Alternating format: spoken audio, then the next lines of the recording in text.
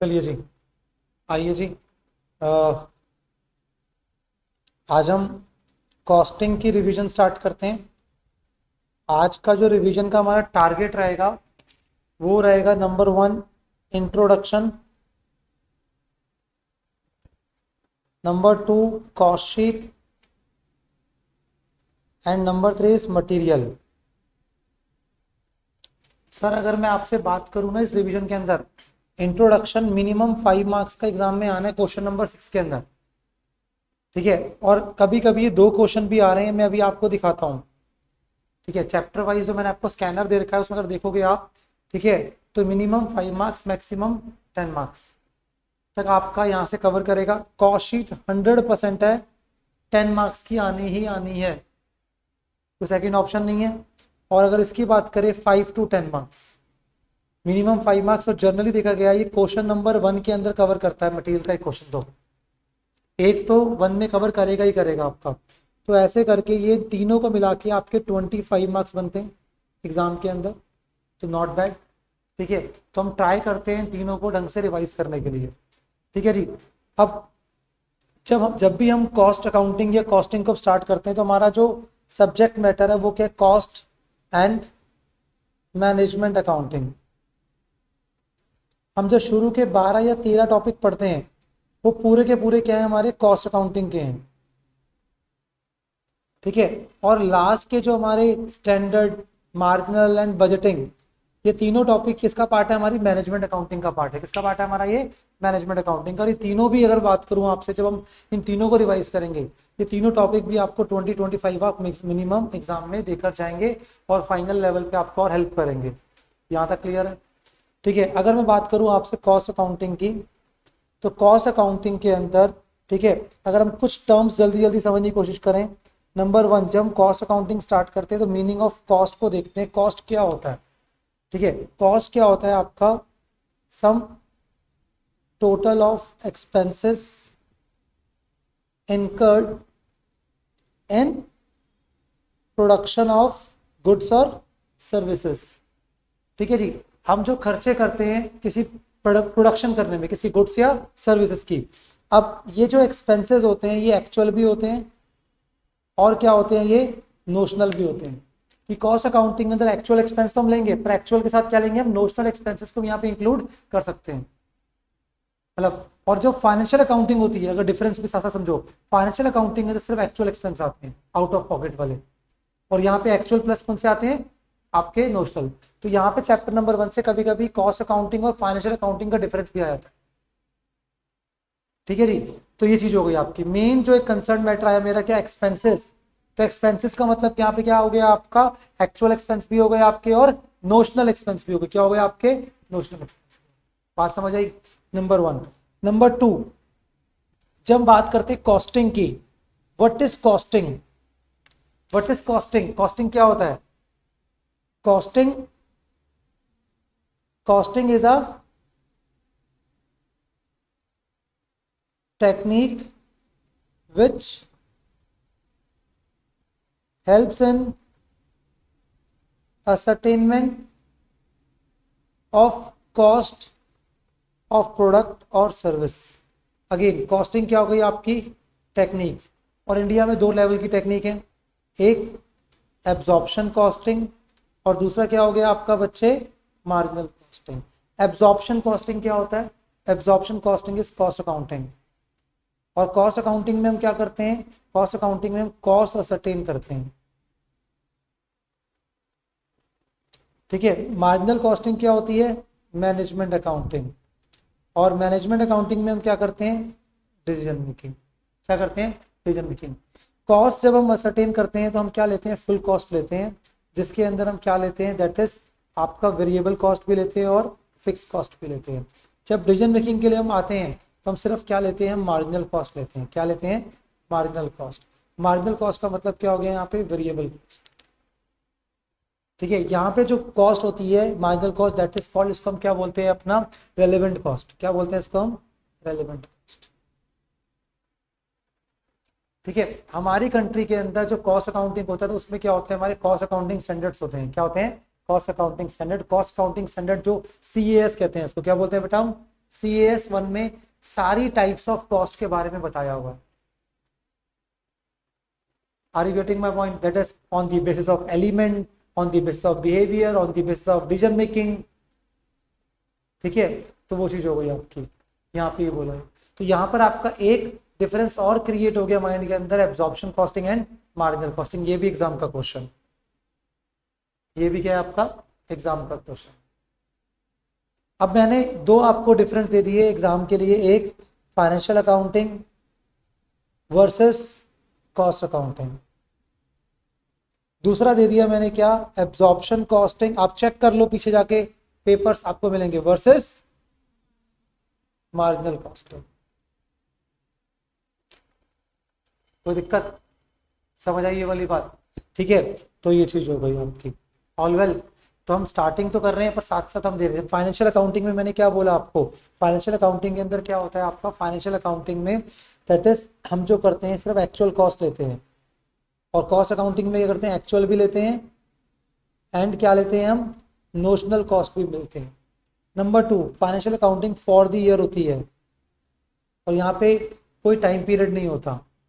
ठीक है, cost accounting में क्या है, कोई टाइम पीरियड डिफाइन नहीं होता। कॉस्ट अकाउंटिंग में कॉस्ट रिपोर्ट्स होते हैं, फॉर द मंथ बना सकते हैं, फॉर द क्वार्टर हो सकता है, तो वो चीज हो गई। जो फाइनेंशियल अकाउंटिंग होती है वो किसके लिए होती है, दैट इज वो पूरे बिजनेस के लिए होती है, और कॉस्ट अकाउंटिंग एक प्रोडक्ट के लिए होती है। और एक बिजनेस के पास 10 प्रोडक्ट हैं तो 10 अलग अलग कॉस्ट शीट बनेंगी।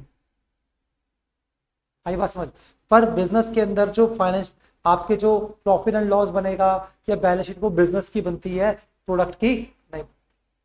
यहाँ पे जो रिकॉर्ड होता है, यहाँ पे रिकॉर्ड होते हैं आपके ऑल ट्रांजेक्शन्स।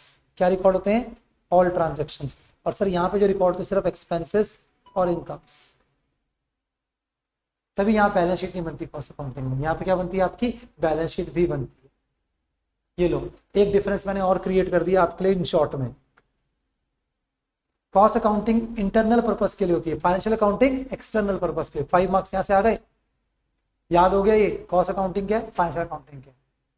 मैं बताऊं आपको, क्वेश्चन नंबर 6 आप अटेम्प्ट करके आओगे, मैं गारंटेड कह रहा हूँ उसमें ज्यादा मार्क्स मिलेंगे, बिकॉज 90% बच्चे थ्योरी के नाम पे छोड़कर आते हैं उसको। बट अगर आप चेक करोगे ना प्रॉपरली, तो उसमें से 5 में से 4 क्वेश्चन आपको आते होंगे, 3 या 4 पक्का।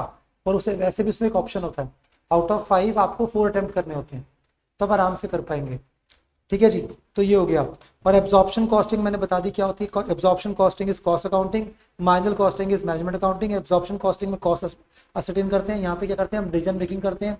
ठीक है, यहाँ पे फुल कॉस्ट लेते हैं प्रोडक्ट की, यहाँ पे क्या लेते हैं, सिर्फ marginal cost.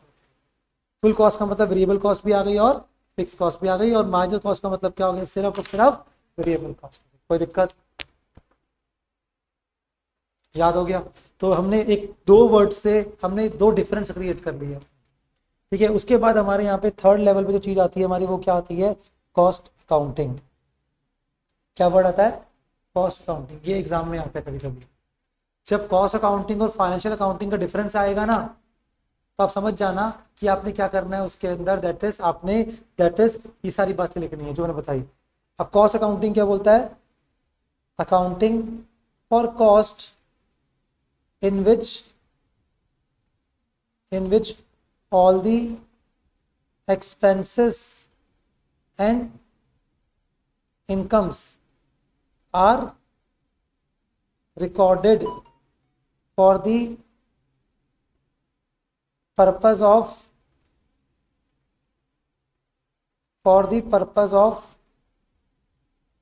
analysis and controlling. For the purpose of analyzing and controlling, that is called cost accounting. That is called cost accounting is accounting for cost. Accounting for cost in which we record all the expenses and income. मैंने ये नहीं बोला all the transactions, वो financial accounting बोलता हूँ मैं, all the transactions। याद करो फाइनेंशियल अकाउंटिंग की definition, it is the art of recording, classifying and summarising the financial transaction and events. All the financial transactions, यहाँ पे सारे नहीं होते, सिर्फ कौन से होते हैं, एक्सपेंसेस और। ठीक है, फाइनेंशियल अकाउंटिंग का आउटपुट क्या है, profit and loss and balance sheet. इसका आउटपुट क्या है, कॉस्ट शीट। डिफरेंसेस क्रिएट हो गए माइंड में। ठीक है, तो ये 3 चीजें सिखाई मैंने आपको यहाँ पर, that is cost, costing, cost accounting. Cost is what, sum total of expenses incurred, ठीक है, for in production of goods और services. Costing is what technique, costing की एक technique which help us in ascertaining the cost. अब there are two techniques, absorption costing and क्या हो गई हमारी मार्जिनल कॉस्टिंग। उसके बाद क्या हो गया कॉस्ट अकाउंटिंग। तो कॉस्ट अकाउंटिंग और फाइनेंशियल अकाउंटिंग के बीच में डिफरेंस आ सकता है एग्जाम में। एब्जॉर्प्शन कॉस्टिंग और मार्जिनल कॉस्टिंग के बीच डिफरेंस आ सकता है एग्जाम के अंदर। ठीक है जी, तो ये मैंने आपको बताया यहाँ पर। ठीक है, तो यहाँ से 3 डिफरेंस आपके पास आ सकते हैं। एक हो गया cost accounting and financial accounting, absorption costing, marginal costing, cost accounting and management accounting. Cost accounting absorption costing कहीं ना कहीं, और मैनेजमेंट अकाउंटिंग क्या हो गई आपकी कहीं ना कहीं दैट इज मार्जिनल कॉस्टिंग। ठीक है, तो ये चीज हो गई आपकी यहाँ पर। ऑब्जेक्टिव्स आपको क्लियर है कॉस्ट अकाउंटिंग के object, ascertainment of cost, ascertainment of selling price, ये सब चीजें हो गई। Decision making, cost control, cost reduction. Sir इस चैप्टर से एक चीज हमेशा पढ़ के जाना, मेरी तरफ से सबसे इंपॉर्टेंट है cost control and cost reduction. क्या बोला मैंने, cost control and cost reduction.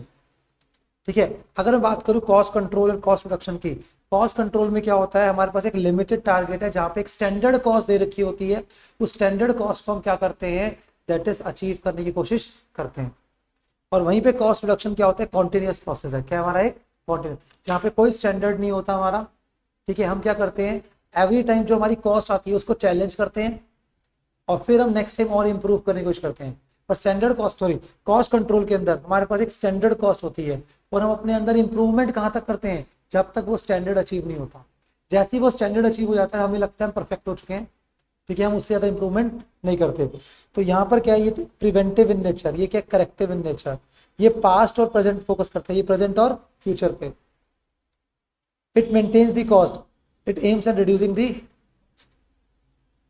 तो ऐसे करके ये डिफरेंस हो गया। तो डिफरेंस कितने क्रिएट कर दिए मैंने आपके, financial accounting, cost accounting, financial cost accounting, management accounting, absorption costing, marginal costing, और कॉस्ट कंट्रोल, कॉस्ट रिडक्शन। ये 4 डिफरेंस है। गारंटेड इनमें से कोई एक आ जाएगा आपके एग्जाम में, कोई दिक्कत। चलिए जी, एडवांटेज कुछ भी नहीं है, ऑब्जेक्टिव्स को ही हम एडवांटेज बोलते हैं। ठीक है, लिमिटेशंस, ठीक है आप देख सकते हो। ठीक है, एक्सपेंसिव है कॉस्ट अकाउंटिंग बिकॉज अलग अकाउंटेंट चाहिए इसके लिए। डुप्लीकेसी ऑफ वर्क बिकॉज क्या होता है यहाँ पर आपका सेम जो फाइनेंशियल अकाउंटिंग में रिकॉर्ड्स मेंटेन हो रहे हैं वही सेम रिकॉर्ड्स कहाँ पे मेंटेन हो रहे हैं, कॉस्ट अकाउंटिंग में, जिसकी वजह से बाद में क्या करना पड़ता है, हमें रिकंसिलेशन करना पड़ता है।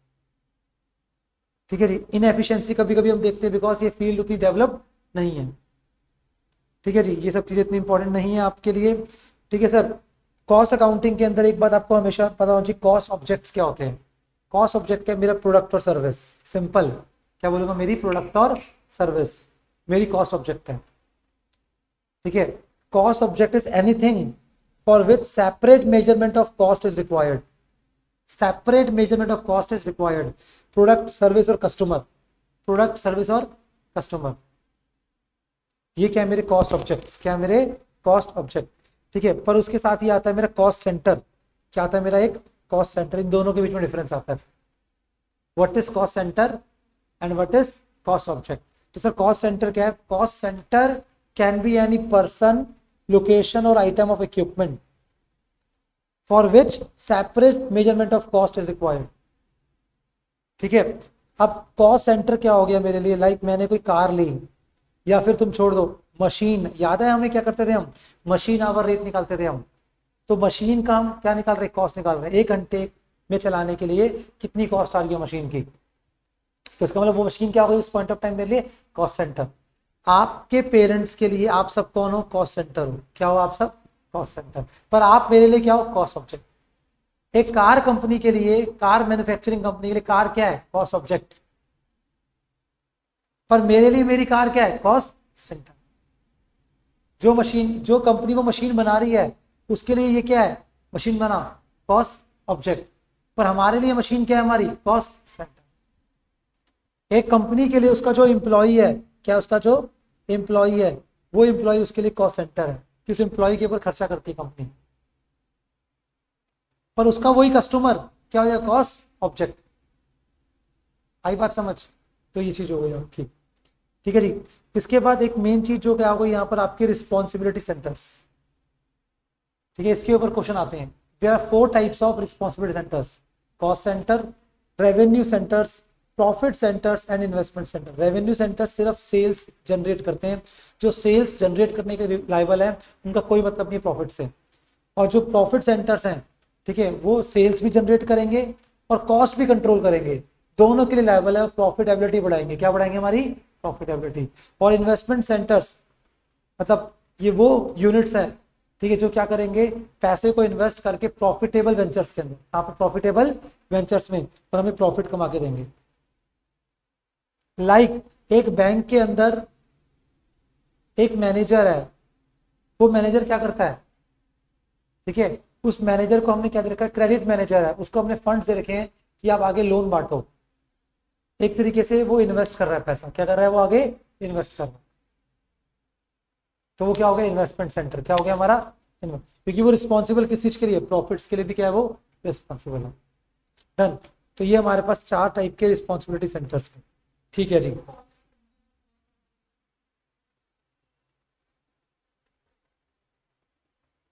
कॉस्ट ऑब्जेक्ट, क्या ये प्रोडक्ट है आपका, आपकी सर्विस है, या फिर क्या है, कोई आपका कस्टमर है। एक तरीके से बोल सकता हूं जो आपका मेन कोर एरिया है, जिसके लिए आपको अपनी क्या चाहिए, separate measurement of cost, separate measurement of cost. जैसे मैं एग्जांपल देता हूं, ठीक है, हॉस्पिटल वाले क्या करते हैं, कॉस्ट निकालते होंगे पर पेशेंट, तो उनके लिए कस्टमर क्या कॉस्ट ऑब्जेक्ट है। कोई भी कंपनी कोई प्रोडक्ट बना रही है तो उस प्रोडक्ट की कॉस्ट निकालती होगी अलग से। कोई भी कंपनी, अगर मान लो कोई एयरलाइन कंपनी है या कोई नॉर्मल कैब वाले हैं, वो अपनी कॉस्ट निकाल रहे हैं अपनी सर्विस की, किसकी निकाल रहे हैं, अपनी सर्विस की, तो उनके लिए सब चीजें क्या है, कॉस्ट ऑब्जेक्ट, जो आपका मेन कोर एरिया है। अब उसके वर्सेस हमारे पास क्या आता है, कॉस्ट सेंटर आता है। कॉस्ट सेंटर क्या होता है, दैट इज जहां पर आप क्या करते हो, कॉस्ट तो निकालते हो, पर कॉस्ट किस चीज की निकाल रहे हो आप, ठीक है, अपनी किसी असेट्स की निकाल रहे हो, आप किसी ब्रांच की कॉस्ट निकाल रहे हो कि एक ब्रांच को मेंटेन करने की कितनी कॉस्ट आ रही है, आपको एक असेट को मेंटेन करने की कितनी कॉस्ट आ रही है, लाइक मशीन आर रेट, ये निकाला था हमने। हाँ, मशीन की कॉस्ट निकाल रहे हो। जैसे मैं कार को मेंटेन कर रहा हूं, तो मेरे लिए कार क्या है, कार की मेरे लिए कॉस्ट सेंटर है। पर ये कार कंपनी, ये देखो, ये कार है, जो कार मैन्युफैक्चरिंग कंपनी होगी उसके लिए क्या है, ये कॉस्ट ऑब्जेक्ट है, क्योंकि उनका डेली का काम है, बल्क में प्रोड्यूस कर रहे हैं, ठीक है। बट मैं क्या हो गया, मैं कार क्या कर रहा हूं, मेरे लिए क्या हो गया, नॉर्मल पर्सन के लिए, एक नॉर्मल कंपनी के लिए जो कार में डील नहीं करती, उनके लिए कार क्या हो गई, दैट इज उनके लिए एक मशीन है, वो क्या हो गया उनका, वो कॉस्ट सेंटर। ठीक है, कि हमें कार मेंटेन करने की कितनी कॉस्ट आ रही है। लाइक सपोज मैं एग्जांपल दे रहा हूँ, जो ये कॉल सेंटर वाले होते हैं, तो ये pick and drop service provide करते हैं अपने एम्प्लॉयज को, तो उसके अंदर कैब्स इनकी अपनी होती हैं, तो कैब्स को मेंटेन करने की कितनी कॉस्ट आ रही है वो निकालते होंगे, पर वो क्या है, उनका कॉस्ट सेंटर, क्या है उनका, वो कॉस्ट ऑब्जेक्ट नहीं हुआ, वो उनका ऑब्जेक्ट नहीं है, वो क्या कॉस्ट सेंटर है। आप अपने पेरेंट्स के लिए क्या हो, कॉस्ट सेंटर, पर आप मेरे लिए क्या हो, cost object. Are you getting my point? हाँ जी।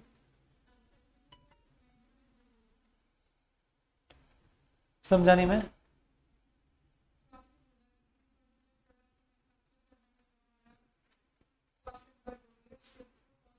हाँ, प्रोडक्ट मेरा कॉस्ट ऑब्जेक्ट है, ठीक है, पर मैं इन्वेंट्री की बात नहीं कर रहा हूँ ना यहाँ पे, समझो ना, जो इन्वेंट्री हो गई वो क्या हो गया, कॉस्ट ऑब्जेक्ट हो गया मेरा। जो मेरा पीपीई हो गया, अगर तुम उस एंगल सोच रहे हो, वो क्या हो गया, मेरा कॉस्ट सेंटर हो गया। चलिए जी, आप उसके बाद ना ये वाला क्वेश्चन देख के जाना कि अलग अलग सेक्टर में क्या क्या कॉस्ट यूनिट्स आपकी फॉलो होती हैं। ये 5 मार्क्स तक का क्वेश्चन एग्जाम में आता है।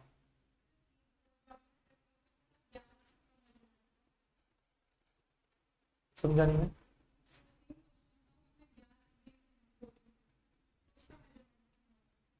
क्यूबिक सेंटीमीटर्स में। हाँ, गैस का है ना, तो उसमें होता है वो आप ना कुछ आपके मॉड्यूल में लिस्ट दे रखी है, उस लिस्ट को एक बार देख के चले जाना। उसमें ना कुछ लिस्ट दे रखी है कुछ, तो पास्ट ईयर के कुछ क्वेश्चन हैं उनको भी देख लेना, तो वहां से क्लैरिटी आएगी अच्छे से आपको। ठीक है, इंडस्ट्री वाइज। डन जी, बस ये हो गया। अब हम क्या करेंगे, ठीक है, देखो फाइनेंशियल अकाउंटिंग कॉस्ट अकाउंटिंग है, देखो आप न्यू वाले मॉड्यूल में जाओगे ना मेरे, ठीक है, सब कुछ मिलेगा वहां पे। कॉस्ट अकाउंटिंग मैनेजमेंट अकाउंटिंग का डिफरेंस दे रखा है, ठीक है। टेक्निक्स ऑफ कॉस्टिंग मैंने मेजर बता दी आपको, क्या हो गई आपकी मार्जिनल कॉस्टिंग और एब्जॉर्प्शन कॉस्टिंग, ठीक है। तो ये चीज हो गई आपकी। डन जी, तो चैप्टर नंबर 1 में मेजर ये मैंने आपको बताया। चैप्टर नंबर 1 में एक जो चीज दे रखी है आपकी, टाइप्स ऑफ कॉस्ट दे रखी है। क्या दे रखी है? Types of cost on the basis of element, और इसी से क्या बनती है हमारी कॉस्ट शीट बनती है। क्या बनती है हमारी? अभी हम कॉस्ट शीट भी सीखेंगे और टाइप्स ऑफ कॉस्ट सीखेंगे, तो दोनों टॉपिक साथ साथ हमारे क्या हो जाएंगे, कवर अप हो जाएंगे। आइए जी हम देखते हैं। अगर आपको याद हो टाइप्स ऑफ कॉस्ट, ठीक है, तो उसमें इन्होंने क्या बोला आपको, अगर आप ध्यान दीजिए, आपके पास एक मटेरियल है, एक लेबर है, और एक क्या है आपके पास, एक्सपेंसेस है, राइट जी। मटेरियल मतलब क्या होता है? Tangible input. कोई पूछे कभी आपसे व्हाट इज लेबर, लेबर क्या होती है आपके पास? वर्कफोर्स।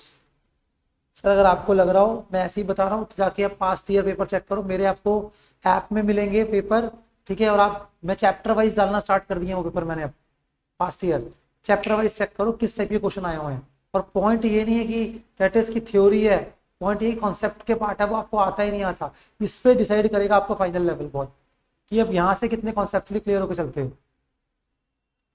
ठीक है। तो अभी हम शॉर्ट टर्म बेनिफिट के लिए कभी कभी कर लेते हैं कि हाँ छोड़ दे, बट आगे जाके उसको भुगतना पड़ता है हमें। मटीरियल लेबर, ठीक है। व्हाट आर एक्सपेंसेस, हम ऐसे बोलेंगे अदर देन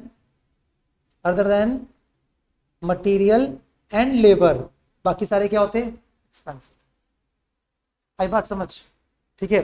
अब उसके बाद इन्होंने क्या बोला आपको कि ये अपने आप में 3 टाइप के होते हैं, direct material, indirect material, direct labour, indirect labour, और क्या हो गया? डायरेक्ट एक्सपेंसेस, और क्या हो गया दोस्त? Indirect expenses. कोई दिक्कत? ठीक है, डन। अब सुनो मेरी बात, ठीक है।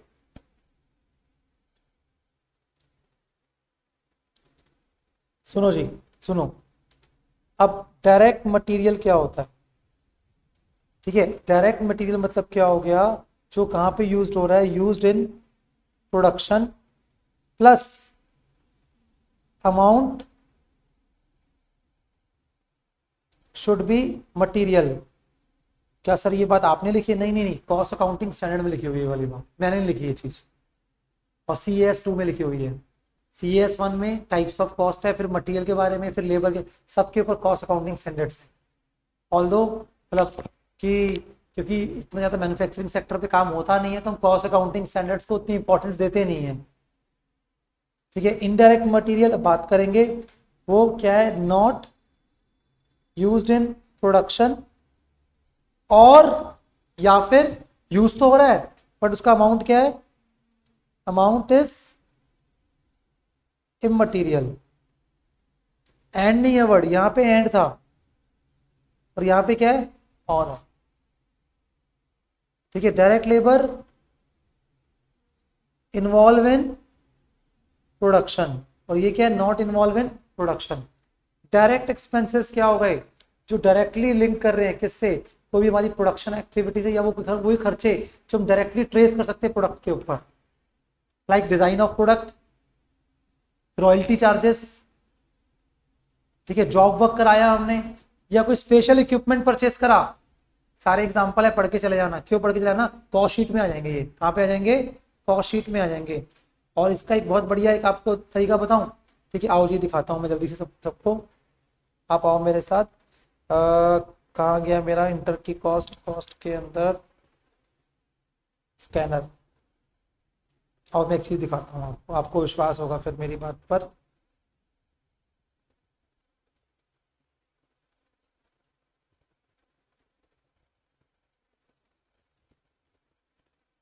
ये देखो,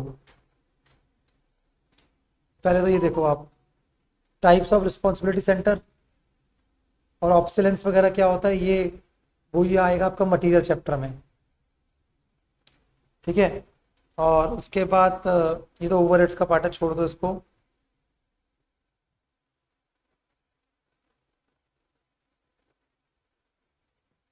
ये देखो डायरेक्ट एक्सपेंस के ऊपर क्वेश्चन आया हुआ है।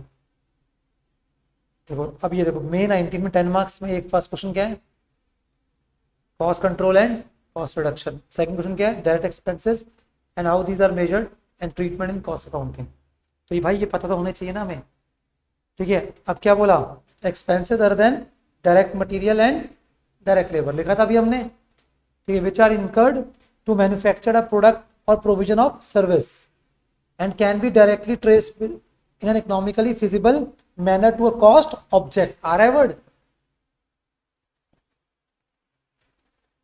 बात समझ आई, ठीक है। अब देखो, अब वर्डिंग देखो, अब बच्चे क्या बोलते, सर मैं तो पूरा लिख के आया हूँ, उन्होंने मार्क्स नहीं दिए मुझे। भाई तुम ले लैंग्वेज लिख के आओगे, मार्क्स कहाँ से मिलेंगे?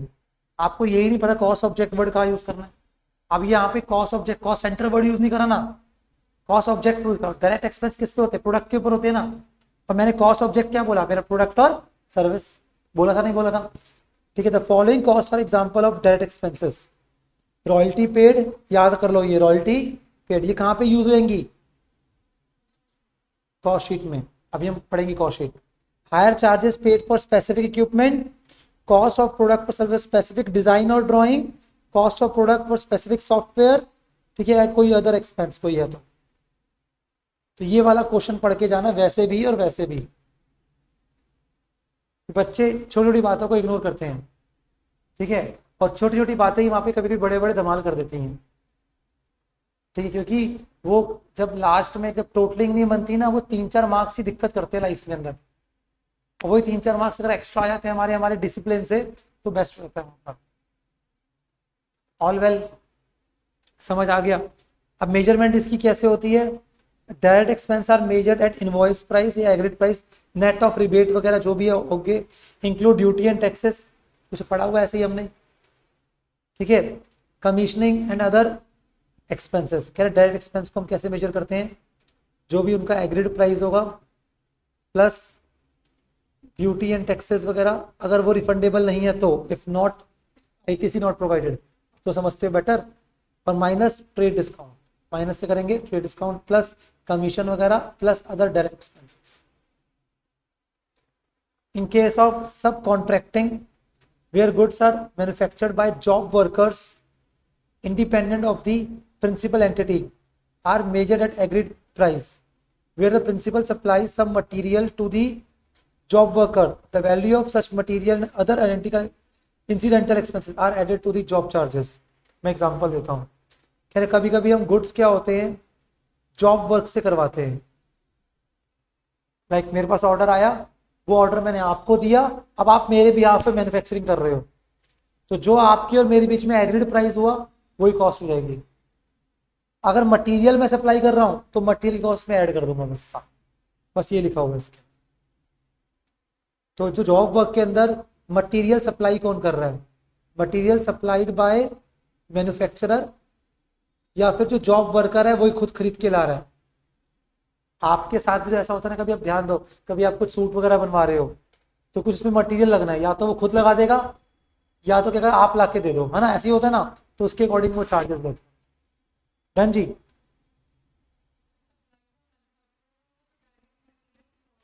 हाँ जी। अब देखो डायरेक्ट एक्सपेंसेस, इधर देखो, form the part of prime cost, कहां पे आते हैं ये, prime cost for the product और service to which it can be directly traceable and attributable. चलो जी यहां तक ठीक है एकदम। चलिए जी अभी हम आगे बढ़ते हैं, ठीक है। तो ये थोड़ा सा मैंने डायरेक्ट एक्सपेंसेस के बारे में जानबूझ के थोड़ा ज़्यादा बताया आपको, ठीक है। चलिए जी, आई होप यहाँ तक क्लियर है सबको। तो डायरेक्ट एक्सपेंसेस को आप ढंग से पढ़ के जाओगे, बिकॉज इसका कोई भी एग्जाम्पल कहाँ पे यूज हो जाएगा आपका, कॉस्ट शीट के अंदर, और 10 मार्क्स की यानी है कॉस्ट शीट, ये पक्का कन्फर्म्ड है, वो छोड़ के नहीं जा सकते आप। और इनडायरेक्ट एक्सपेंसेस बहुत सारे होते हैं, रेंट, ठीक है, उसके बाद इलेक्ट्रिसिटी बिल, पावर, ये सारे हो गए।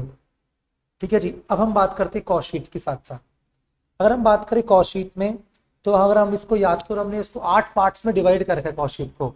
फॉर्मेट माइंड में होगा आपका, पर हम वो 8 पार्ट देखते हैं। नंबर 1 हमारा क्या था इसके अंदर, DMC. What is DMC? Direct material consumed. वो क्या होता है?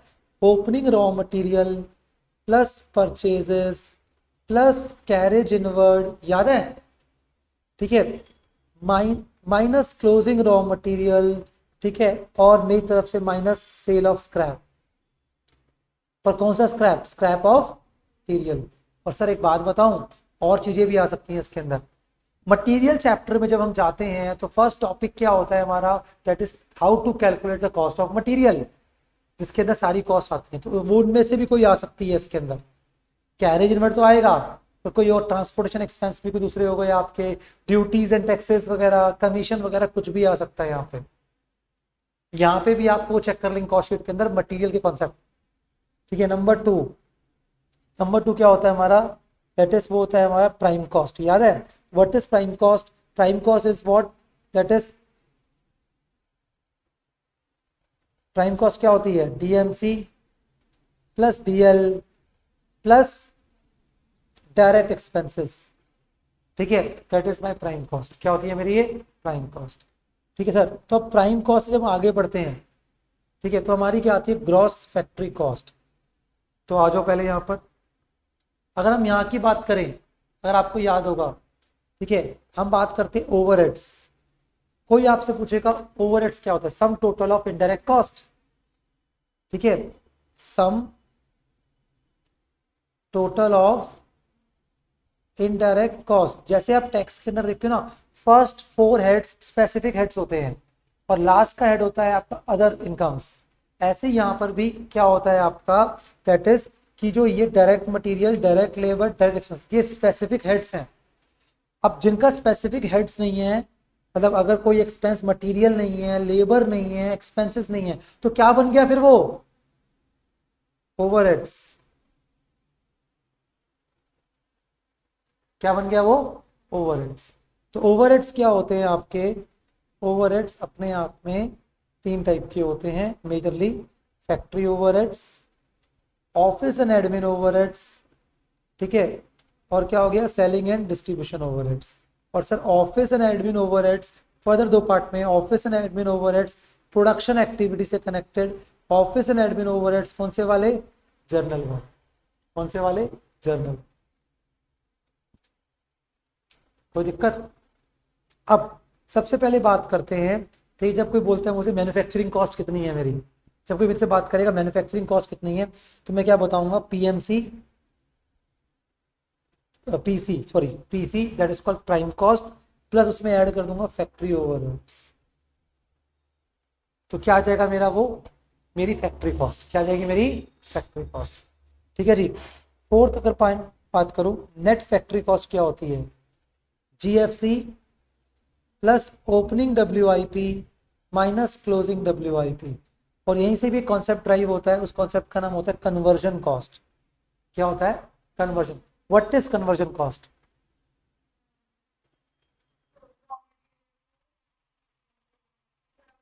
रॉ मटेरियल को फिनिश गुड्स में कन्वर्ट करने की जो कॉस्ट होती है, that is called conversion cost, जिसके अंदर से direct labour plus direct expenses plus factory overheads, इन तीनों को ऐड करते हैं तो होगी हमारी कन्वर्जन कॉस्ट। कहीं पे भी यूज होती है वाली प्रैक्टिकल क्वेश्चंस के अंदर। तो what is conversion cost? Direct labour plus direct expenses plus factory overheads. ठीक है जी।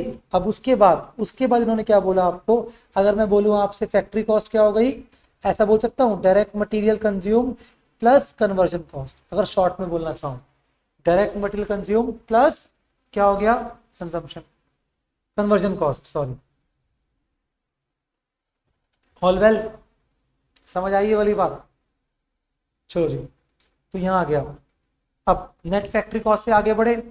नेट फैक्ट्री कॉस्ट से जब हम आगे बढ़ते हैं, 5th नंबर पे क्या आता है आपका? पता है आपको? दैट इज वो आता है COP, that is called cost of production. इधर देखो, कॉस्ट ऑफ प्रोडक्शन। अब कॉस्ट ऑफ प्रोडक्शन हम कैसे निकालते हैं? एनएफसी प्लस इसके अंदर ऐड करते हैं हम क्या? सुनो, ऑफिस एंड एडमिन कौन से वाले? प्रोडक्शन वाले, क्या ऐड करते हैं इसमें, R&D की कॉस्ट, क्या करते हैं इसमें, QCC कॉस्ट, क्या ऐड करते हैं, PPM, ठीक है, माइनस क्या करेंगे सर, इसमें से माइनस क्या करेंगे, cell of scrap.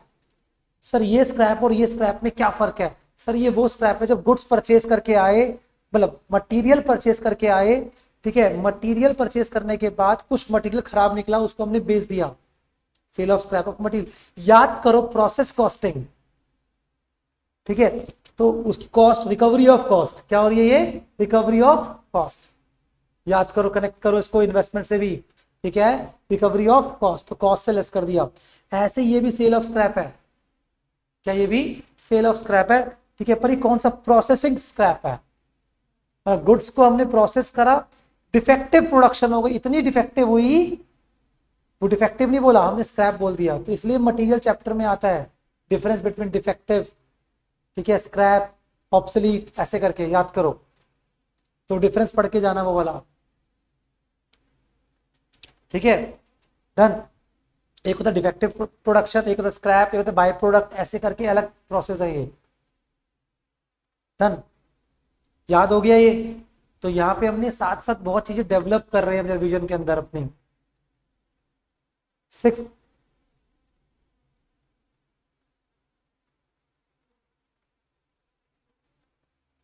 COGS, what is COGS, that is opening stock plus आपका कॉप माइनस क्लोजिंग स्टॉक। और सर आपको पता है पूरे टॉपिक के अंदर एक जो हमारा कंसर्न मैटर आता है वो क्या आता है, क्लोजिंग स्टॉक निकालना। क्लोजिंग स्टॉक निकालने के फीफो मेथड और क्या होता है हमारा, दैट इज एवरेज मेथड। अभी तक एग्जाम में सिर्फ फीफो मेथड आया आज तक, बट कभी भी एवरेज मेथड आया तो बच्चा फ्लॉप हो सकता है। फीफो मेथड बड़ा सिंपल है, that is COP, current cost of production, divided by units produced और multiplied by closing stock units. पर एवरेज मेथड हम क्या करते हैं, कॉप तो लेते हैं, पर कॉप के साथ हम क्या ले लेते हैं, ओपनिंग स्टॉक की वैल्यू, ओपनिंग स्टॉक की value divided by units produce plus opening stock का यूनिट्स, और मल्टीप्लाई में क्या होना है, मल्टीप्लाई में तो क्लोजिंग स्टॉक होना ही होना है। और सर आपको लाइफ में एक बात पता होनी चाहिए, सर क्या पता होना चाहिए हमें, sir COP plus opening stock is goods available for sale. क्या बोलते हैं हम, गुड्स, चाहे अकाउंट्स बोलो चाहे कॉस्ट बोलो, दोनों में ये वाली बात आपको पता होनी चाहिए। कोई दिक्कत, समझ आया यहां तक?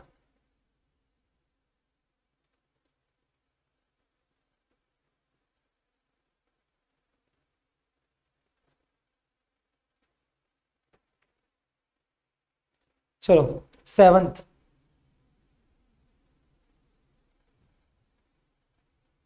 अब तो इजी है, अब तो कुछ बचा ही नहीं इसके अंदर। Cost of sale, cost of sale इन्होंने क्या बोला आपको, मैं इसको कॉस्ट ऑफ सेल ऐसे लिख रहा हूं, ठीक है, तो cost of sale is COGS plus office and admin, कौन से वाले, जर्नल वाले, प्लस सेलिंग एंड डिस्ट्रीब्यूशन हो गए आपके, और 8 नंबर पे क्या आ गया आपका, सेल्स। सेल्स कौन सी हो गई आपकी, कॉस्ट ऑफ सेल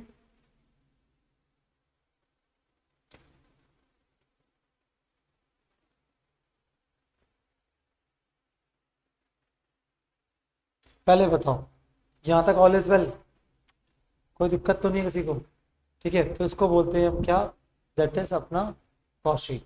8 पार्ट्स होते हैं कॉस्ट शीट के, प्रॉफिट ऑन कॉस्ट भी हो सकता है, ऑन सेलिंग प्राइस भी हो सकता है, कोई दिक्कत, ठीक है जी। तो इसी चीज को हम कन्वर्ट करते हैं किसके अंदर, अपनी कॉस्ट शीट के अंदर। ठीक, कॉस्ट शीट किसकी बनती है, प्रोडक्ट की बनती है, किसकी बनती है, प्रोडक्ट की।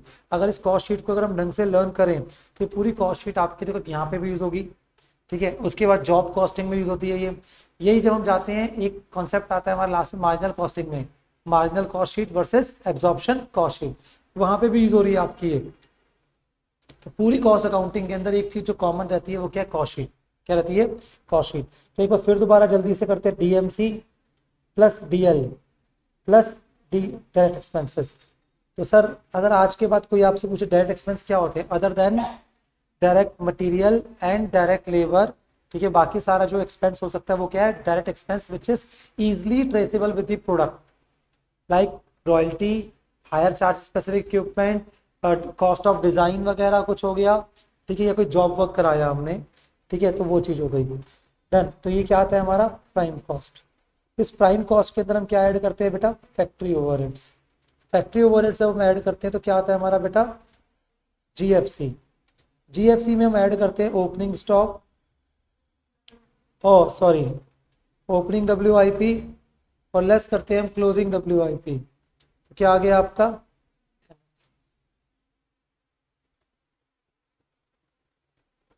एनएफसी में इन्होंने क्या बोला,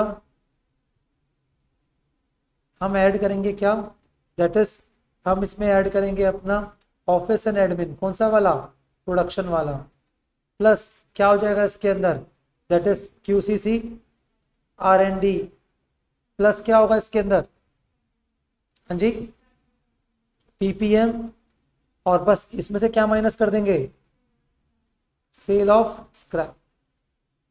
यहाँ पे भी आ सकता है, यहाँ पे भी आ सकता है, डिपेंडिंग किस टाइप का वो सेल ऑफ स्क्रैप है उस पर डिपेंड करता है।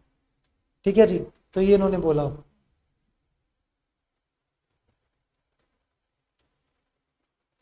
तो यहाँ से क्या आ गया बेटा आपका ये कॉप।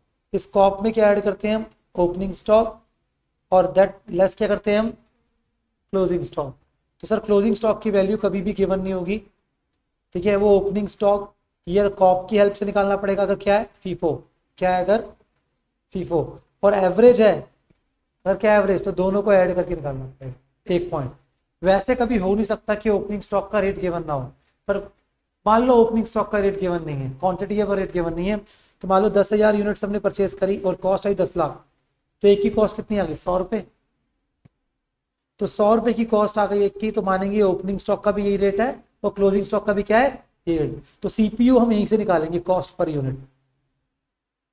तो जो क्लोजिंग स्टॉक का रेट है वही रेट क्या मानेंगे, ओपनिंग स्टॉक, और उस केस के अंदर वैसे भी क्या लगेगा हमारा, फीफो मेथड लगेगा। क्या लगेगा, फीफो में लग ही नहीं सकता ना कि ओपनिंग स्टॉक का रेट ही गिवन नहीं है, पॉसिबल ही नहीं है वो चीज। तो यहां से क्या हो जाएगा, सीओजीएस, क्या आ जाएगा आपका ये सीओजीएस, और सीओजीएस में हम ऐड करेंगे ऑफिस एंड एडमिन, कौन से वाले, जर्नल वाले, और ऑफिस एंड एडमिन कौन से वाले, सॉरी सेलिंग एंड डिस्ट्रीब्यूशन कौन से वाले आपके हो गए, जो नॉर्मल से हो गए आपके, ये आ गया। और यहां से क्या आ जाएगा आपके पास, कॉस्ट, ठीक है जी, और इसमें हम ऐड कर देंगे क्या, प्रॉफिट, ठीक है। तो क्या आ गया आपके पास ये, कोई दिक्कत, ठीक है, तो ये चीज है, ऑल वेल डन, ठीक है, तो ये चीज हो गई। तो ये थी पूरी आपकी कॉस्ट शीट जो हमने डिस्कस कर ली।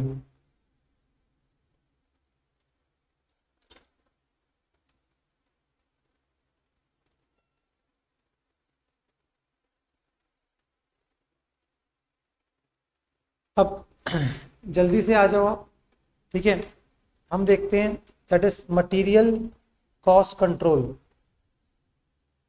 मटेरियल कॉस्ट कंट्रोल, अगर मैं मेजर टॉपिक्स की बात करूं मटेरियल कॉस्ट कंट्रोल में, ठीक है, सबसे फर्स्ट टॉपिक जो बनता है इसके अंदर बनता है जिट पॉलिसी।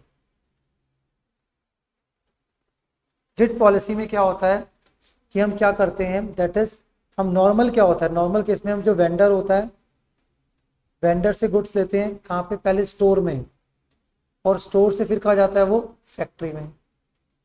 पर जब गुड्स हमारे स्टोर में रहते हैं तो स्टोर के अंदर क्या होता है, दैट इज दो टाइप की कॉस्ट इनकर्ड होती है हमारी, एक हमारी स्टोरेज कॉस्ट हो गई और एक क्या हो गई हमारी इंटरेस्ट की कॉस्ट हो गई, जो फंड्स ब्लॉक होते हैं किसके अंदर, इन्वेंट्री के अंदर, ठीक है। इसको हम कलेक्टिवली दोनों क्या बोलते हैं, हम कैरिंग कॉस्ट, क्या बोलते हैं इसको बेटा, हम कैरिंग कॉस्ट।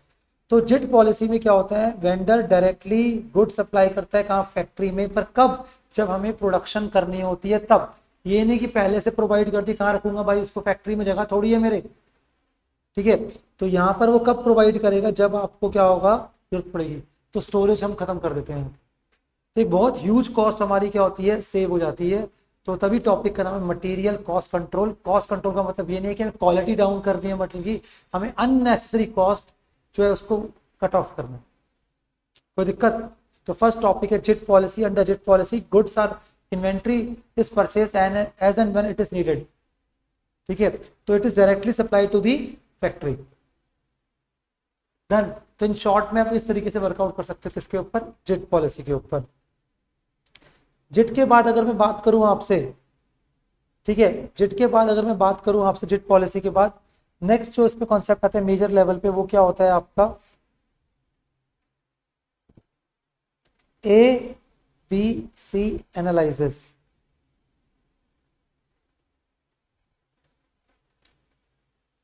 वैसे इसका प्रैक्टिकल आता नहीं है एग्जाम में। ABC एनालिसिस क्या होता है, ABC तीन कैटेगरी में हम अपने स्टॉक को बांटते हैं। किसके बेसिस पर, क्वांटिटी, वैल्यू एंड आपका कंट्रोल। सर कह रहे हैं जिसकी क्वांटिटी बहुत कम होती है उसकी वैल्यू बहुत ज़्यादा होती है, तो इस पर कंट्रोल बहुत ज़्यादा चाहिए। इसकी क्वांटिटी जो होगी लगभग 10% होगी, पर वैल्यू क्या होगी, लगभग आपकी 70% होगी दोस्त। ये मॉडरेट रहता है। तो कंट्रोल्स भी क्या चाहिए, moderate. What is control, control में हमारी कॉस्ट आती है।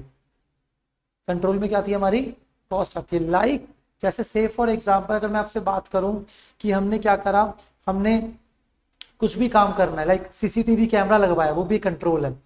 हमने बाहर एक गार्ड खड़ा करा, वो भी क्या कंट्रोल है। स्टॉक ऑडिट कराई, वो भी क्या एक कंट्रोल है। इन सब में क्या आती है, हमारी कॉस्ट आती है। ठीक है, पर कॉस्ट इनकर्ड हम किसके लिए करेंगे, जो ए कैटेगरी ऑफ इन्वेंट्री है। बी कैटेगरी में जो क्वांटिटी भी 20% होती है और वैल्यू भी 20%, एग्जैक्ट 20% नहीं, बस 20% के आसपास। ठीक है, इसका इसका जो कंट्रोल चाहिए वो क्या चाहिए, मॉडरेट चाहिए। क्या चाहिए इसमें कंट्रोल हमारा, मॉडरेट।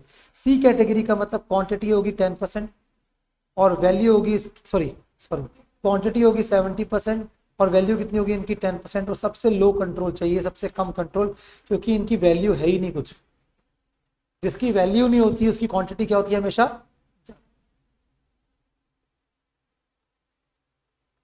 तो एबीसी कैटेगरी में हम इस तरीके से तीन कैटेगरी में अपने स्टॉक को बांटते हैं। ठीक है, दो टॉपिक समझ आ गए ये वाले इसके अंदर। डन। तो बोला ए कैटेगरी में जेट पॉलिसी, एबीसी एनालिसिस, ये इन्होंने बात करी आपसे।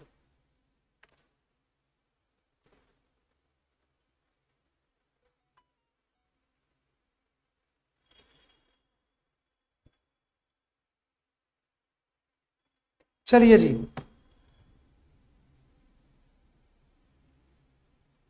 Third,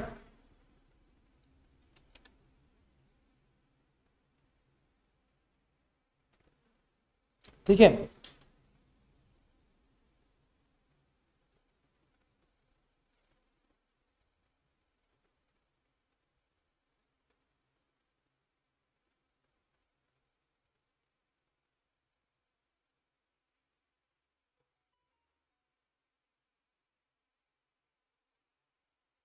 inventory, sorry, control ratios. Number 1, input output ratio. ये हम बहुत जगह यूज करते हैं, स्टैंडर्ड कॉस्टिंग में भी आता है कि एक आउटपुट बनाने के लिए कितना इनपुट चाहिए, और हम चेक करते हैं कि एक्चुअल में कितना इनपुट लगा और कितना लगना चाहिए था, और फिर वेरिएंस को हम चेक करते हैं। तो इसकी हेल्प से क्या होता है, वेरिएंस एनालिसिस। तो कहाँ यूज होगा ये, स्टैंडर्ड कॉस्टिंग में बहुत ज्यादा। मटेरियल चैप्टर में भी यूज होता है आपका ये। ठीक है, तो इनपुट आउटपुट रेशो, तो दैट इज आपका input upon output, input output ratio. Like मैंने क्या बोला, हमने बोला कि 10,000 यूनिट्स लगते हैं, केजी लगते हैं मान लो। ठीक है, 2,000 यूनिट्स बनाने के लिए। तो इसका मतलब इनपुट आउटपुट रेशो कितना हो गया यहाँ पे बेटा आपका, ये हो गया 5:1। या हम बोल सकते हैं क्या, 1 यूनिट ऑफ आउटपुट के लिए we need 5 kg of input. सुना ना ये वाला कॉन्सेप्ट, हमने ये इनपुट आउटपुट रेशो बोल दिया इसको। अब इनपुट आउटपुट रेशो आगे स्टैंडर्ड रेशो है, क्या हमारा ये स्टैंडर्ड रेशो है, ठीक है। तो इसका मतलब क्या हो गया, 2000 यूनिट्स के लिए सपोज 2000 यूनिट्स के लिए जो हमने एक्चुअल यूज करा वो कितना यूज करा, सपोज यूज करा हमने 11,000 kg, और यूज कितना होना चाहिए था इंटू 5, तो स्टैंडर्ड यूसेज जो हमारा स्टैंडर्ड है वो कितना है हमारा 10,000, तो हमारा एक्स्ट्रा कितना यूज हो गया 1,000, that is input output ratio. तो ये काम कहाँ करता है, अभी भी करेगा काम ये, ठीक है। मेजर इसका काम होगा स्टैंडर्ड कॉस्टिंग में। कोई दिक्कत, पक्का। चलिए जी हम आगे बढ़ते हैं। आप आगे देखिए बी पार्ट, दूसरा जो कंट्रोल रेशो हमारे यहाँ मटेरियल पे यूज करा उसका नाम है inventory turnover ratio. Inventory turnover ratio. Turnover का मतलब होता है बच्चे मूवमेंट, मतलब क्या होता है मूवमेंट। बोला इन्वेंट्री टर्नओवर रेशो क्या होता है, that is RMC upon average stock.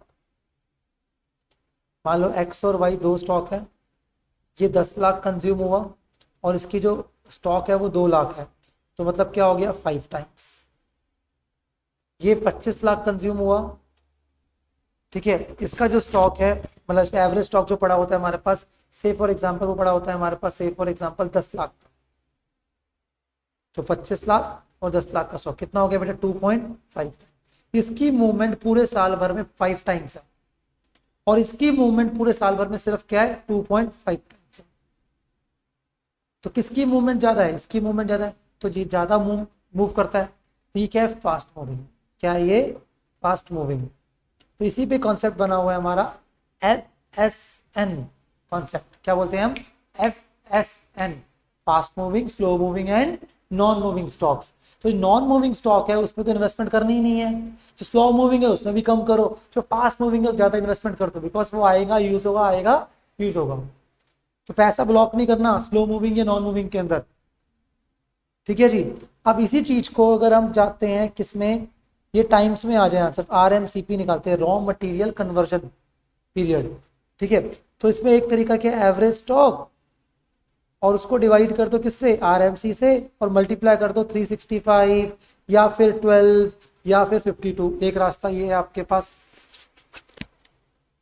और या फिर क्या कर सकते हो पता है आप, ठीक है, इसमें 1/1 नहीं सॉरी, ऐसे कर लो 365 या फिर 12 या 52 divided by inventory turnover ratio. क्या सर ये अलग से कोई फॉर्मूला बन गया, अरे अलग थोड़ी बना है, ये तो सिर्फ मैंने यहाँ पे रोटेट कर दिया, मैथमेटिक्स चेंज हुई है और कुछ भी नहीं है ये। अगर मैं यहाँ पे फॉर्मूला लिखूंगा तो वापस ऊपर ये पहुंच जाएगा ना एवरेज स्टॉक, तो वो चीज़ है, जैसे मर्जी कर लो आप, ठीक है।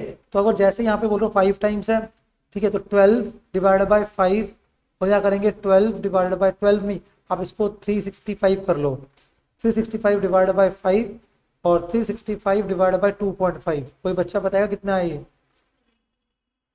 72 डेज, देख लो एक बार।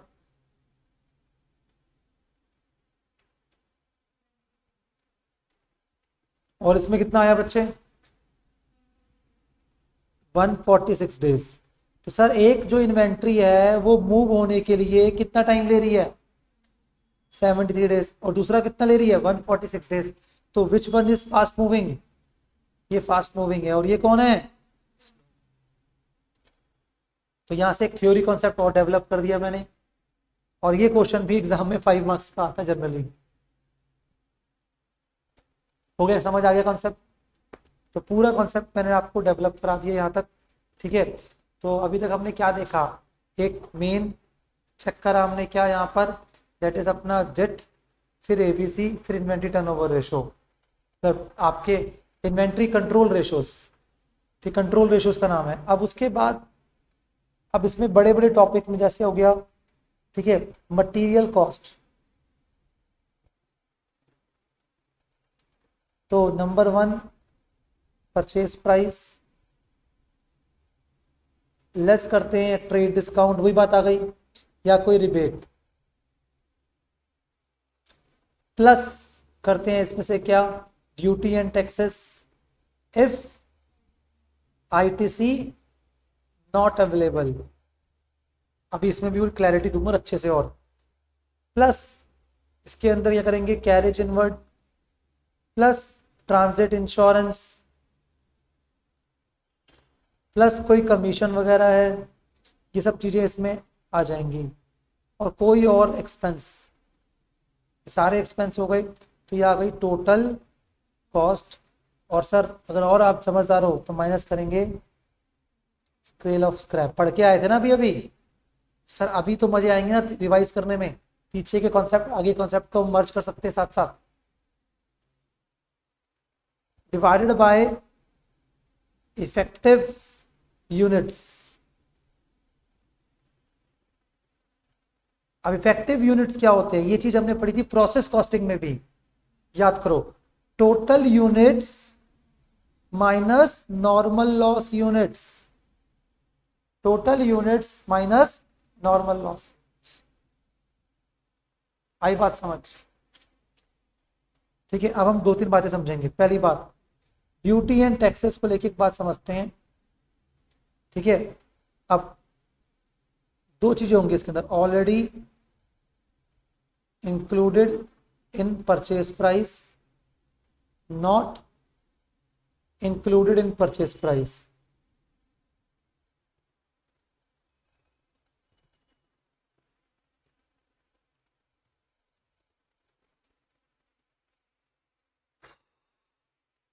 Already included in purchase price, ध्यान देना मेरी बात पर। ठीक है, और ITC available, ITC not available. Already include in purchase price and ITC available, तो इसका कॉस्ट का पार्ट नहीं बनाना, पर कॉस्ट में ऑलरेडी इंक्लूड है तो क्या करेंगे, इसको minus. Already include in purchase price और आईटीसी नॉट अवेलेबल, तो नो ट्रीटमेंट, छोड़ देंगे। कि ऑलरेडी इंक्लूड है ना, फिर दोबारा इंक्लूड थोड़ी करेंगे इसको। अब परचेज प्राइस में इंक्लूड नहीं है और आईटीसी अवेलेबल है, तब भी छोड़ देंगे। परचेज प्राइस में इंक्लूड नहीं है, ठीक है, और आईटीसी इसका क्या है, अवेलेबल है, तो इसका मतलब इसको कॉस्ट का पार्ट मानना ही नहीं है, बिकॉज जो हम ड्यूटी एंड टैक्सेस दे रहे हैं, ठीक है, वो क्या होगा हमें। अब उसके बाद ITC not available, ITC available नहीं है, तो कोई दिक्कत नहीं सर, नहीं है अवेलेबल तो ठीक है, तब इसको ऐड कर देंगे। तो इसका मतलब मैंने जब यहाँ पे ऐड करा है तो क्या सोच के ऐड करा है कि duty and taxes, duty and taxes, ठीक है, not include in purchase price and ITC not available. और डीप में चला जाऊं, सुनो मेरी बात। जो हमारी ड्यूटी वर्ड होता है ना जनरली, तो ड्यूटी वर्ड जो होता है, ये कस्टम ड्यूटी वगैरह की बात कर रहे हैं, ये किस बात कर रहे हैं, कस्टम ड्यूटी। क्या आपको ड्यूटी एंड टैक्सेस में डिफरेंस पता है? ड्यूटी जो होती है वो वैल्यू और क्वांटिटी बेस्ड होती है, और टैक्सेस हमेशा जो होते हैं वैल्यू बेस्ड होते हैं। क्या होते हैं? हमेशा वैल्यू बेस्ड होते हैं। ये बात समझ आई? अब ड्यूटी जो है, ठीक है, कस्टम ड्यूटी हो गई यहाँ पे, और कस्टम ड्यूटी का आईटीसी नहीं होता, तो इसका मतलब वो कॉस्ट का पार्ट बनना चाहिए। अगर ऑलरेडी ऐड है तो अच्छी बात है, ऐड नहीं है तो ऐड कर दो, कोई दिक्कत, कोई दिक्कत, ठीक है। तो ये इन्होंने बोला आपको, डन, समझ आई ये वाली बात? अब हम बात करते हैं, जब हम बात कर रहे हैं यहाँ पे जीएसटी की बात कर रहे हैं, एक्साइज ड्यूटी की बात कर रहे हैं, उसका आपको मिल सकता है आईटीसी, उसका मिल सकता है आपको आईटीसी, कोई दिक्कत? चलिए जी, अब यहाँ पर हमने नॉर्मल सर्कमस्टांस में सारी बातें देख ली। अब मैं आपको और डीप में लेके जा रहा हूँ आपको इसके अंदर, ठीक है। अब जैसे यहाँ पे कॉन्सेप्ट आएगा कंटेनर्स वगैरह के, कॉन्सेप्ट किसके आएंगे?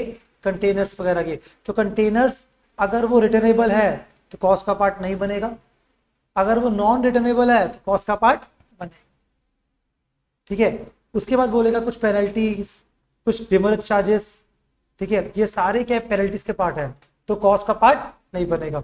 तो क्या सर ये चीज हमारे लिए इंपॉर्टेंट है? बहुत ज्यादा इंपॉर्टेंट है, ये लिखना है बेटा अभी आपको। हो गया यहाँ तक, समझ आ गया?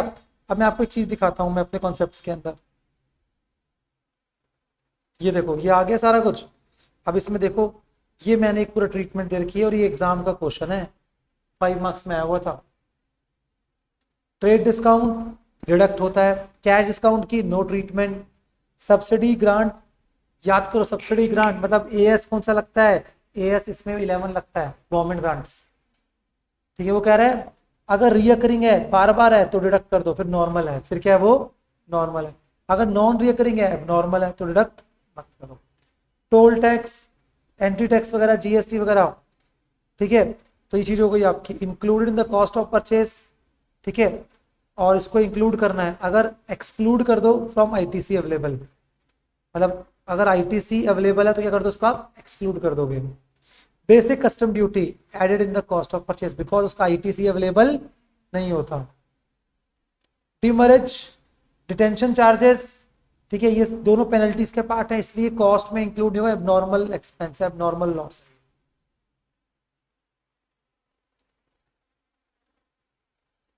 कॉस्ट ऑफ कंटेनर अगर रिटर्नेबल है तो it will not include in the cost, but अगर वो रिटर्नेबल नहीं है तो it will include in the cost.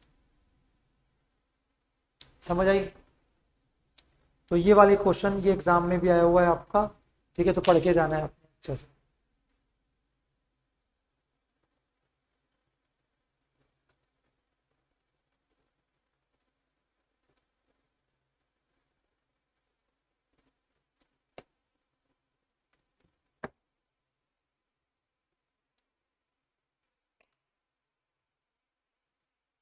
All well.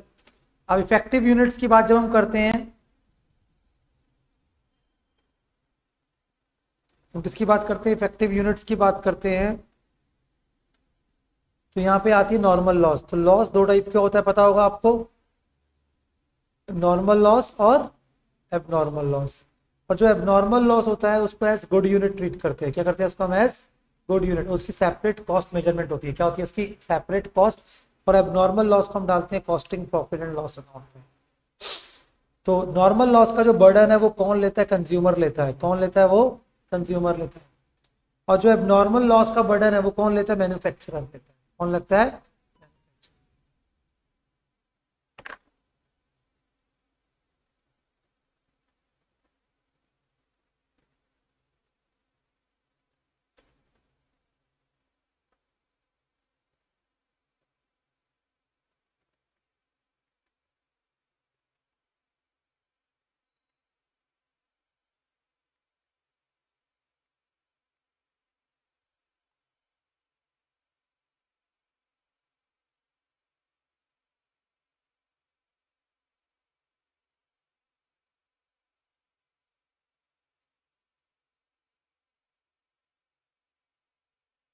चलिए जी, यहां तक समझ आ गया आपको, डन है। तो यहाँ पर हमने ये भी सीख लिया अच्छे से। ठीक है, और उसके बाद मेनली यहाँ पर जो एक दो टॉपिक रह गए मेजर, ये इन्वेंट्री कंट्रोल पढ़ के जाने जाना, कैसे कैसे इन्वेंट्री से हम कंट्रोल करते हैं, ABC analysis, FSN, VED analysis, physical control, मतलब स्टोर लेजर, मतलब क्या हो गया आपका स्टोर लेजर। सुनो मेरी बात ध्यान से।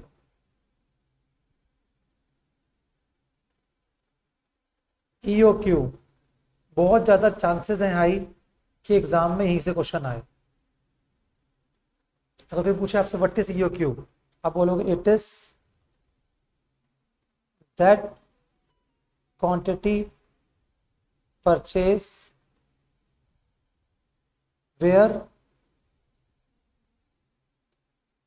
Inventory related cost is minimum. It is that quantity purchase where inventory related cost is minimum. That is called EOQ. अब सर इन्वेंट्री रिलेटेड कॉस्ट कौन कौन सी होंगी, दो कॉस्ट होंगी हमारे पास। एक कॉस्ट का नाम क्या होता है आपका कैरिंग, एक का नाम होता है आपका कैरिंग कॉस्ट, दूसरे का नाम क्या होता है ऑर्डरिंग कॉस्ट। अब जो कैरिंग कॉस्ट है इसमें दो कॉस्ट आती हैं, स्टोरेज कॉस्ट एंड इंटरेस्ट की कॉस्ट। ठीक है जी, तो ये चीज हो गई आपकी। अब ईओक्यू बोलता है आपको कितना आपको परचेज करना चाहिए एक टाइम पे ताकि आपको जो कॉस्ट हो मिनिमम हो। इसमें आपके पास ईओक्यू को निकालने के दो मेथड्स हैं।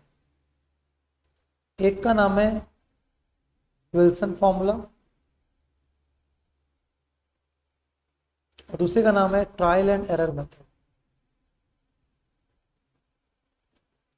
सर विल्सन फॉर्मूला क्या बोलता है आपको? विल्सन फॉर्मूला ये बोलता है दैट इज कि जो हमारी कुछ अजम्पशन है, आप हमारे साथ आओगे। ये फॉर्मूला आया था 1913 में, 1913 में आया था ये फॉर्मूला। ठीक है, वो बोलता है पहली बात तो एनुअल कंजम्पशन जो है वो कांस्टेंट होनी चाहिए। Sir ordering cost per order क्या होनी चाहिए? कांस्टेंट होनी चाहिए। थर्ड बोलता है वो कैरिंग कॉस्ट पर यूनिट, पर ऑर्डर नहीं होता, पर यूनिट पर एनम क्या होनी चाहिए? वो भी कांस्टेंट होनी चाहिए। सर वो बोलता है परचेज प्राइस भी क्या होना चाहिए? मतलब कोई डिस्काउंट नहीं मिल रहा, ज्यादा परचेज करोगे तो कोई डिस्काउंट नहीं है। ये बात वो मानता है। पहले बताओ समझ आई ये वाली बात? ठीक है सर। अब इसने बोला क्या विल्सन फॉर्मूला के अंदर? इसने बोला कि जो ईओक्यू होता है, ठीक है, उसका फॉर्मूला क्या है? 2 into A into O divided by C, that is economic order quantity का फॉर्मूला बोला। कह रहा है जो दैट इज ईओक्यू है वो डिपेंड करता है दो फैक्टर्स के ऊपर, ऑर्डरिंग कॉस्ट और क्या हो गया? कैरिंग कॉस्ट पे डिपेंड करता है। ये हो गया ऑर्डरिंग कॉस्ट और ये क्या हो गया? Carrying cost. अगर ऑर्डरिंग कॉस्ट बहुत ज्यादा है तो वो कह रहे हैं एक काम करो, ज्यादा यूनिट्स एक बार ही परचेस करोगे, बार बार ऑर्डर करोगे तो बढ़ जाएगा। तो इसका इसका डायरेक्ट कोरिलेशन है इससे, तो इसलिए मल्टीप्लाई में आ गया ये। और कैरिंग कॉस्ट बहुत ज्यादा है तो कम परचेस करो, तो इसलिए वो डिवाइड कर। आई बात समझ? और ये दो फैक्टर रिस्पॉन्सिबल हैं तो इसलिए 2 से मल्टीप्लाई करा। क्या करा हमने? 2 से मल्टीप्लाई।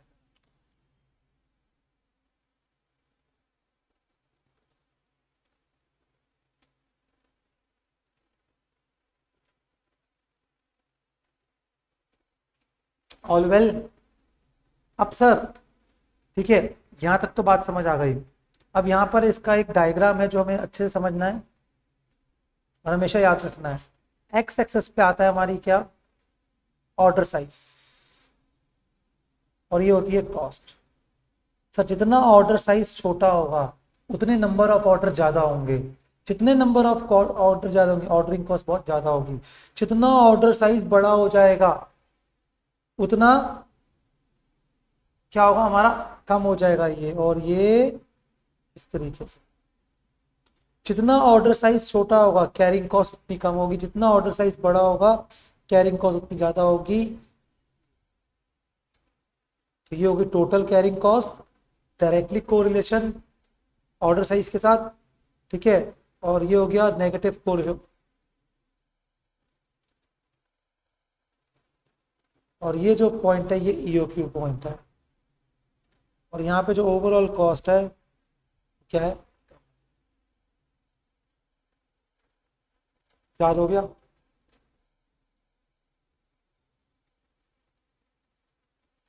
कोई दिक्कत?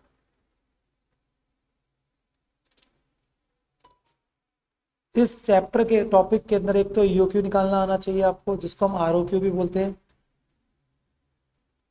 उसके बाद हमें हमेशा ध्यान रखना नंबर ऑफ ऑर्डर कैसे आते हैं। नंबर ऑफ ऑर्डर कैसे आएंगे बताओ? That is annual demand divided by ROQ. ROQ बोलो, री ऑर्डर क्वांटिटी। थर्ड यहाँ पे क्या आना चाहिए? टोटल ऑर्डरिंग कॉस्ट आनी चाहिए। वो कैसे होता है? Number of order into ordering cost per order. Number 4 total carrying cost आनी चाहिए। और कैरिंग कॉस्ट क्या होती है? कैरिंग कॉस्ट का भी half into ROQ into carrying cost per unit per. ये चार बातें पक्का आनी चाहिए आपको, ये चारों बातें अच्छे से आनी चाहिए। और दोस्त आपको फिफ्थ पॉइंट जो यहाँ पे बोलेगा, time gap between two orders. दो ऑर्डर के बीच में टाइम गैप कितना है हमारा? ठीक है, अब जैसे मैंने क्या बोला आपको, ठीक है, हमारे नंबर ऑफ ऑर्डर कितने आ रहे हैं? सपोज नंबर ऑफ ऑर्डर 10 आ रहे हैं एक साल में, 10 ऑर्डर आ रहे हैं, या फिर छोड़ो एक साल में 12 ऑर्डर आ रहे हैं। तो टाइम गैप कितना है, 12 ऑर्डर आ रहे हैं ना एक साल में, तो टाइम गैप कितना हो गया, एक महीने का। तो टाइम गैप कैसे निकालेंगे हम, दैट इज 12 या 365 या 52 जो भी है, divided by number of orders. हाँ जी, divided by number of orders. ठीक है, तो जो बच्चे ये आप है ना ये जो रिवीजन में बच्चे हो, तो ये बात मैंने आपको एक्स्ट्रा सिखा दी। आप लिख लो ये वाली बात, जो बच्चे बैठे हुए रिवीजन में अभी, time gap between two orders कैसे निकालते हैं, इस तरीके से निकालते हैं।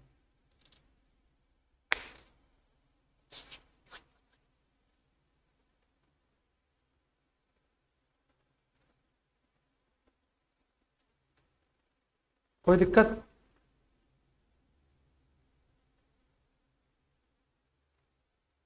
तो यहाँ पे हमने पूरा पूरा कॉन्सेप्ट सीख लिया, किसका, इसका। अब ट्रायल एंड एरर मेथड से जब ये हमारा ईओक्यू निकालना होता है तो वहां पे क्वांटिटी डिस्काउंट आता है। ठीक है, तो सर्कमस्टांसेस के अंदर हम क्या करते हैं, दैट इज इस तरीके से वर्कआउट करते हैं। ये हमारा ट्रायल एंड एरर मेथड है। क्या है बेटा हमारा ये, ट्रायल एंड एरर। ठीक है, वही पहले एनुअल कंजम्पशन ले ली, फिर आपने क्या ले लिया उसके बाद, दैट इज अपना, इन्होंने ले नहीं रखा। ठीक है, हम उसके बाद क्या ले लेंगे अपनी, दैट इज ये क्वांटिटी हो गई। अब यहाँ पर देखो, लेस देन 500 को हमने क्या ले लिया, 400। फिर हम 500 ले लेंगे, 1000 ले लेंगे, 2000, 3000, बिकॉज हमें सारे प्राइस रेंज को कवर करना है। ऐसे करके हमने ले लिया 4 5 ऐसे करके। उसके बाद हमने क्या ध्यान रखना है इसके अंदर, that is number of order आ जाएंगे। नंबर ऑफ ऑर्डर आते ही हम क्या कर लेंगे, ऑर्डरिंग कॉस्ट निकालेंगे। क्या निकालेंगे, अपनी ऑर्डरिंग कॉस्ट। हमने कैसे करना है इसके अंदर, हम एनुअल डिमांड ले लेंगे। ठीक है, 1 2 3 4 जो भी लेवल है। फिर हमने क्या ले लेंगे, रीऑर्डर क्वांटिटी। ठीक है, उसके बाद हम थर्ड लेवल पे क्या लेंगे, number of order. Number of order in दोनों की हेल्प से आ जाएंगे। फिर फोर्थ लेंगे टोटल ऑर्डरिंग कॉस्ट, और फिफ्थ लेंगे total carrying cost. Sir carrying cost निकालते वक्त आपको क्या ध्यान रखना है, प्राइजेस चेंज हो गए। यहाँ 1400 प्राइस है, यहाँ 1380 है, यहाँ 1360 हो गया, या 1340 हो गया। तो प्राइस कम होते जा रहे हैं, तो हमें क्या ध्यान रखना है, जो कैरिंग कॉस्ट होती है वो मान लो 20% दे रखी है। 20% किसकी है, वो प्राइस की है। किसकी है, वो प्राइस की है। तो carrying cost per unit per annum change होगी जब भी क्या आएगा, डिस्काउंट फैक्टर। जब भी क्या आएगा, डिस्काउंट। अगर क्वेश्चन में स्पेशली बोला हुआ है कि carrying cost per unit change नहीं करनी, वो कांस्टेंट है, तो कांस्टेंट रखोगे आप पर यूनिट, क्या, पर यूनिट, अदरवाइज वो चेंज होगी। 6 टोटल परचेज कॉस्ट ले लोगे। उसके बाद क्या लोगे आप, टोटल परचेज कॉस्ट लोगे। कोई दिक्कत, बस ये हो गया। और इसके बाद आपकी कॉस्ट आ जाएगी, जहां पे लीस्ट कॉस्ट होगी वो आपका ईओक्यू होगा। जहां पे क्या होगी आपकी लीस्ट कॉस्ट, वो क्या होगा, आपका ईओक्यू होगा। आप यहाँ पे चेक कर लोगे इस तरीके से। लीस्ट कॉस्ट कहाँ आ रही है हमारी, लीस्ट कॉस्ट आई थिंक यहाँ आ रही है। तो हमें एक बारी में कितना परचेस करना चाहिए, 1000 क्वांटिटी। कितना परचेस करना चाहिए, 1000। ये होता है trial and error. Bar bar try करा, एरर करा, फिर आगे बढ़े, और फिर फाइंड आउट करा, हाँ लीस्ट यही है। कोई दिक्कत, पक्का। चलो जी, इसमें एक इस टाइप का क्वेश्चन आ सकता है, और एक टाइप का क्वेश्चन क्या आ सकता है इसके अंदर, ये आपका ये वाला एक क्वेश्चन था, कहाँ गया भाई, तो ये वाला डिस्काउंट वाला। यहाँ प्राइस गिवन नहीं है, डिस्काउंट गिवन है। ठीक है जी, तो ये बात आपको ध्यान रखनी है। यहाँ पे जब सॉल्व करोगे आप, ठीक है, तो लास्ट में परचेज कॉस्ट की जगह हम डिस्काउंट माइनस करेंगे। क्या माइनस करेंगे हम, ठीक है। बाकी सब सेम था यहाँ पर, और कोई दिक्कत नहीं होगी यहाँ पर। और यहाँ पे कैरिंग कॉस्ट दे रखिए ₹2 पर यूनिट, ₹2 पर यूनिट, तो अच्छी बात है, कांस्टेंट रहेगी। कभी कभी कुछ क्वेश्चंस में बोलेगा वो, ठीक है, दैट इज कि आपका कैरिंग कॉस्ट कांस्टेंट रहेगी पर यूनिट। अगर कैरिंग कॉस्ट परसेंटेज में है तो चेंज हो सकती है, अगर वो पर यूनिट दे रखी है तो चेंज नहीं होगी।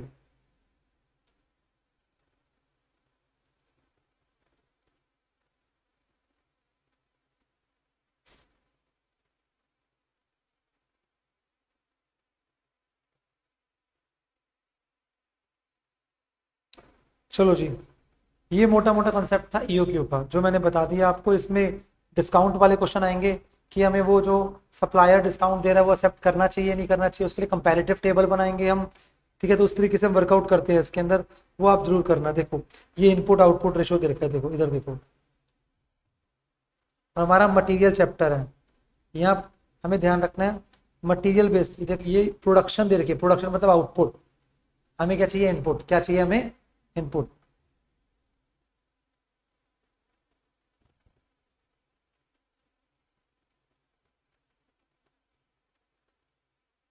अब उसके बाद मेजर जो लास्ट टॉपिक है इसके अंदर वो क्या है आपका,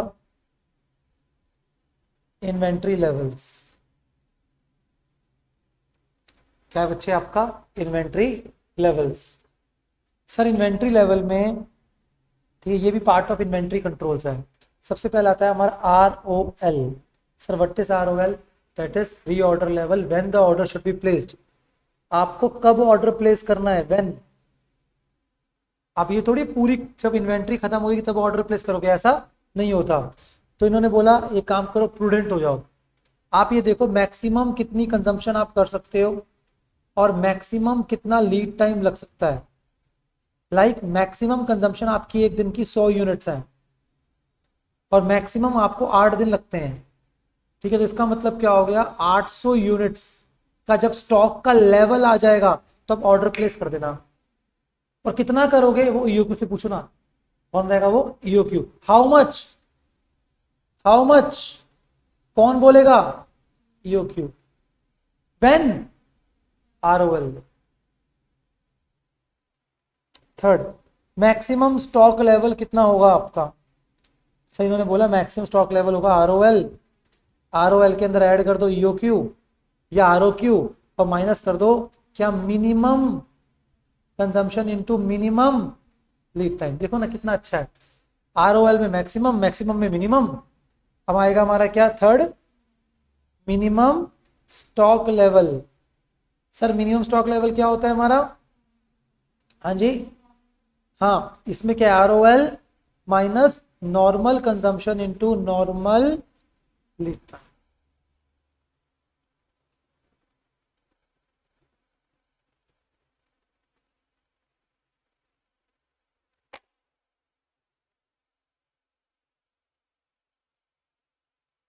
ठीक है सर। और फोर्थ पार्ट इसमें जो आता है वो क्या आता है हमारा, एवरेज स्टॉक लेवल।